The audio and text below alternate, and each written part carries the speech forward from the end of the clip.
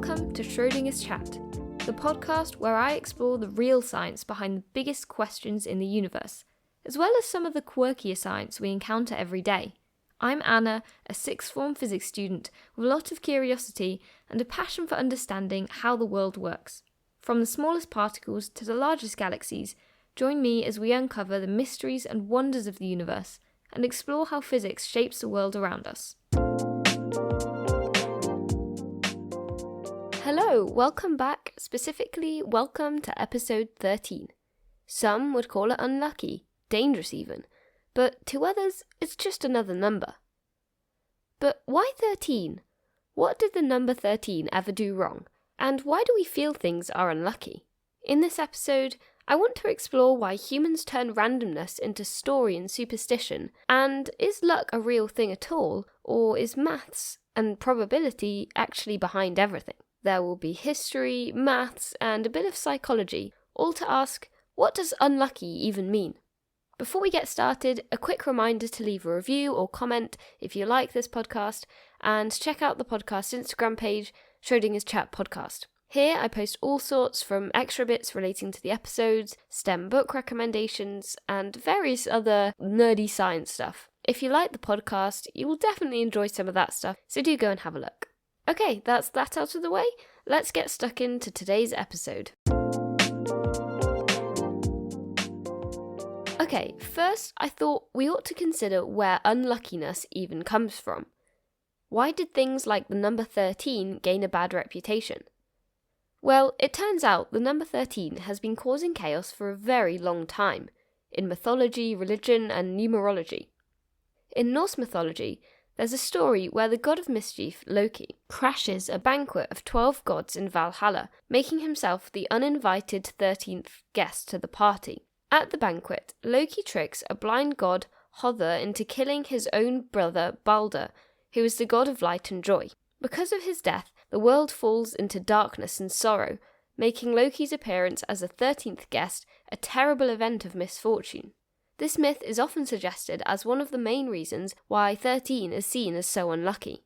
In Christianity, at the Last Supper, the 12 disciples, with Jesus, make 13 people at the table, with Judas Iscariot, the disciple who betrayed Jesus, considered to be the 13th guest. The Last Supper happened on a Thursday, and Jesus was crucified on a Friday, which also ties the number 13 to Friday, making Friday the 13th particularly unlucky for superstitious people because of its links to death, betrayal, and darkness. This role of the number 13 in Christianity is also considered to be one of the most significant factors in making people afraid of the number 13. Another instance of 13 being unlucky is more cultural than tied to a particular myth or religion. In ancient Babylonian culture, their calendar revolved around cycles of the moon. Now usually 12 months fit neatly, but sometimes a 13th month would have to be added, kind of like how we have to have a leap year every 4 years. Having a 13th month disturbed the order and neat system of the 12 months, and even just the thought of a number not fitting properly seems to unnerve us humans. Then there also seem to be quite a few other unlucky numbers in various cultures around the world. In China, Japan, and Korea, the number 4 is considered unlucky, as it sounds like the word for death in these languages. In Japan, 9 is considered unlucky because it sounds like the word for suffering or torture. And finally, a particularly interesting one, in Italy, 17 is unlucky because the Roman numerals for 17, which are XVII, can be rearranged to form the Latin word vixi, which means I have lived, carrying connotations of death. So the fear surrounding supposedly unlucky numbers seems to be based on centuries of religious and cultural superstition, and it's still something that many people place a lot of importance on today. Aeroplanes often skip the 13th seat, skyscrapers skip the 13th floor, and hotels the 13th room. I do think this is slightly funny, as even if you label the room, floor, or seat after 12 as 14, if you were to actually count them, they would still be the 13th room, floor, or seat. So you're kind of just living in denial by giving it another name and pretending it doesn't exist.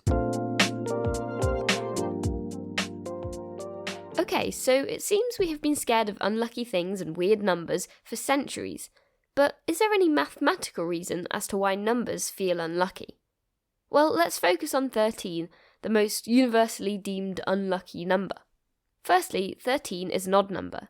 I think odd numbers sometimes automatically feel a bit disconcerting because most of the time they are harder to divide into neat groups, you can't halve them, and just generally they are more difficult to play around with.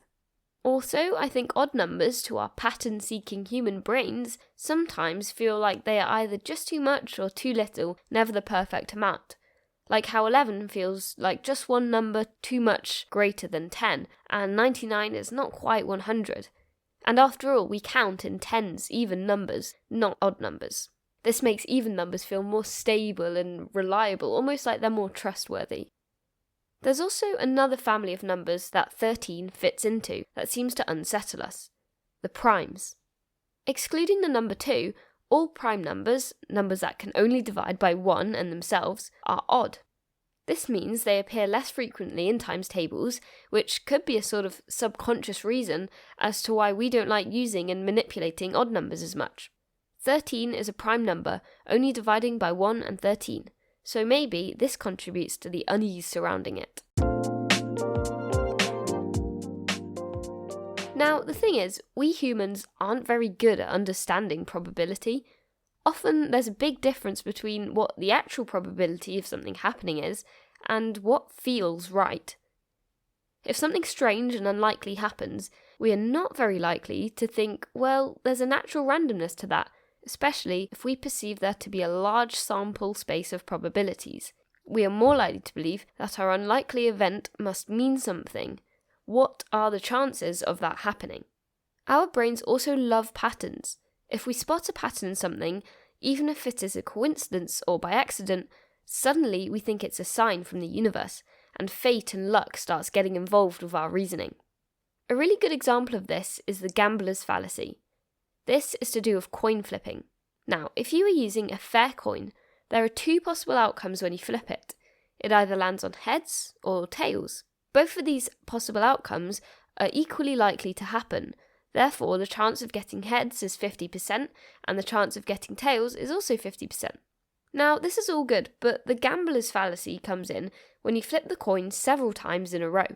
Say you flip the coin 10 times, and 9 times you get heads. Many people think it's more likely that you will get tails on the 10th flip. It would make sense for about 5 of the 10 flips to land on heads and 5 to land on tails, since they have the same probability of occurring. So surely if there have already been 9 heads, the 10th one must be tails to balance it out. However, this is incorrect, and that is called the gambler's fallacy. The key thing here is that coins don't have memory.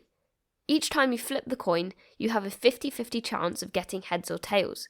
When you carry out successive coin flips to find out the chance of getting that combination, you multiply the probabilities of each outcome.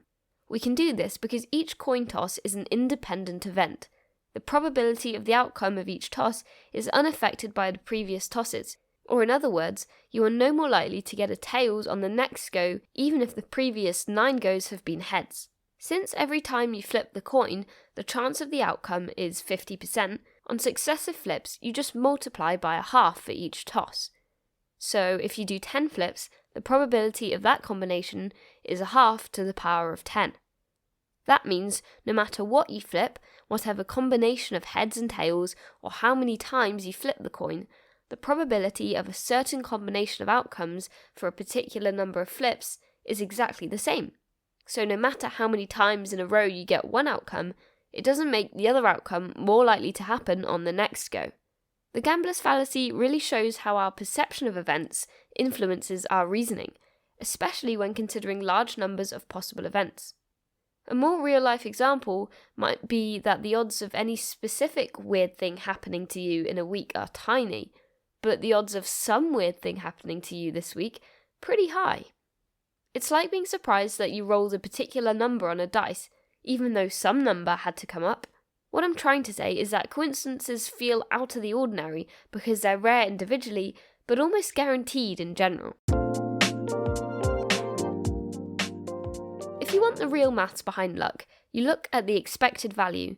This is basically a way of working out what the average probability is of something happening. On average, what outcome should I expect over time? To calculate the expected value of something, you do the value of each outcome times the probability of that outcome, and then you add them all up. Let's take rolling a dice as an example. Imagine we play a game where I pay you £1 every time you roll a 6, and nothing for any other number. Is this a good deal? Should you take it? Well, before we let our brains interpret the problem with a gut feeling, let's calculate the expected value. So the desirable outcome is rolling a 6. If we do this, we gain £1, and the probability of doing this is 1/6. If we roll anything else, we get £0, but the probability of doing this is 5/6. So the expected value is £1 times a sixth plus £0 times 5/6. That gives you a sixth of a pound, which is about 17p per roll. This means, on average, every time you roll the die, you're expected to earn about 17p. So, if I charge you 10p per roll to play, you profit, but if I charge you £1 per roll, you're getting scammed. Why does this matter for luck? Well, if we calculate the theoretical expected value, but in practice we don't get that, people start to believe in lucky streaks or luck running out. But really, it's just the randomness of the universe. Going back to coin tossing for an example, if you flip a coin enough times, the actual results sometimes appear wild at first. You might get streaks of heads or tails, but over enough flips, they settle toward the expected value, 50% heads, 50% tails. But then again, that's only the expected value. It's also possible for you to flip a coin 10,000 times and get the same result every single time. So the expected value may not always be what happens at first, but the idea is that over a long time, with many samples or events, the probability will tend towards the expected value. So no matter what the math says, as humans, we seem to remember the hits and forget the misses. Rare events feel personal, even when they're not. Crazy stories of coincidence stay in our minds better than statistics. And randomness looks messy, which we hate. But this is where things get even more interesting. If unluckiness is basically maths plus our misinterpretation, why do humans cling to it so tightly? Why do we like the idea of luck? That brings us nicely onto the psychology of superstition, and why believing in luck actually changes how we behave.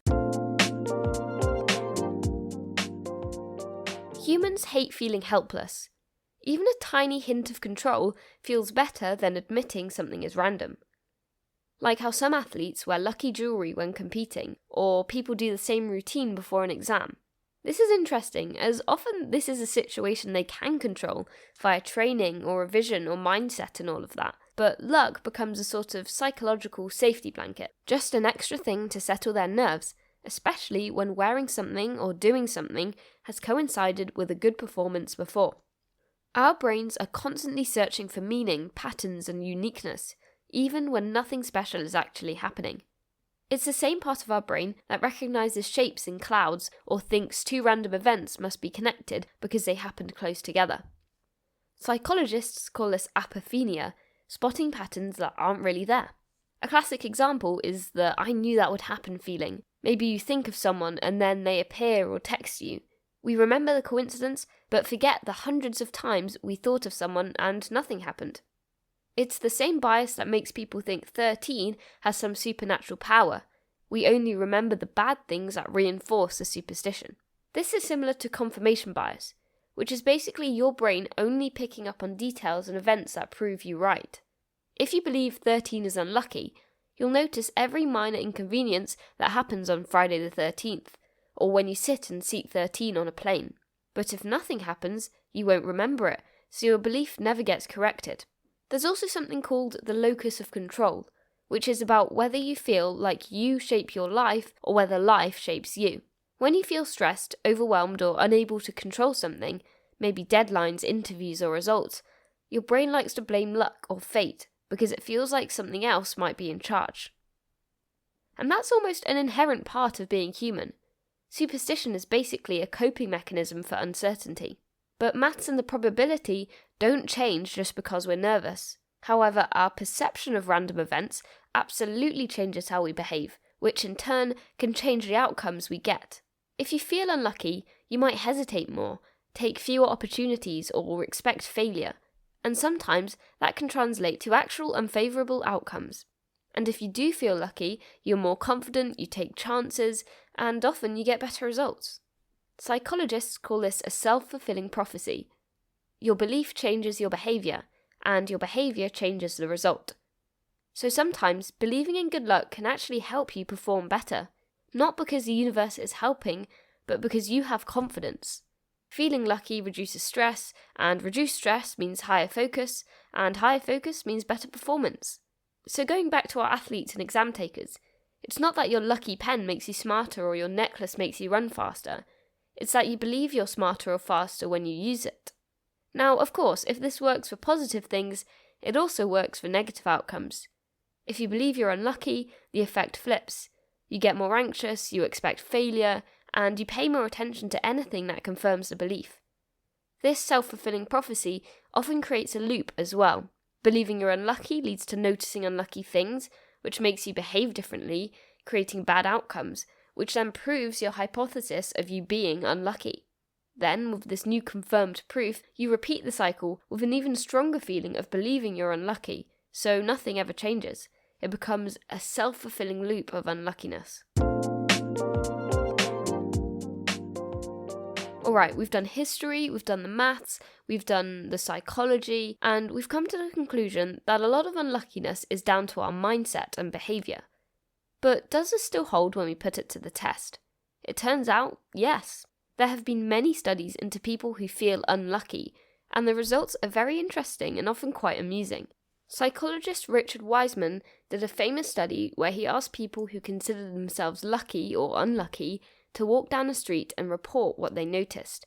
However, they weren't told that the researchers had planted a £5 note on the pavement. Lucky people spotted it almost immediately, whilst unlucky people walked straight past it. Now, both types of people were in the same situation. The money was always there for both of them, but because lucky people are often more relaxed and open, they noticed opportunities. They were more observant and so noticed the money easily. Whereas unlucky people are often tense and focused on looking for problems, or maybe just not expecting anything good to happen, so they literally miss the money right in front of them. In another test, people who believed they were lucky performed better on simple memory and puzzle tasks. Again, not because they were better at puzzles, but because they were calmer. When you believe you're lucky, you take more chances, you try more solutions, and maybe you don't panic when one idea fails. The belief shifts your behaviour, and the behaviour shifts your outcome. There was even a study where researchers gave participants what they said was a lucky charm. It wasn't a lucky charm, they picked it out of a box of random objects. But people holding the lucky object did better in challenges, including tricky tasks like memory games and tricky motor-based puzzles. Their confidence literally improved their accuracy. So if we go back to the athletes we mentioned earlier, athletes are some of the most superstitious people on the planet, not because they're irrational, but because rituals reduce anxiety. It's not the object itself that gives them luck, but the belief in their ability to perform well. Maybe luck isn't something the universe gives us, it's something we give ourselves by how we interpret randomness and how we behave in response to our environment.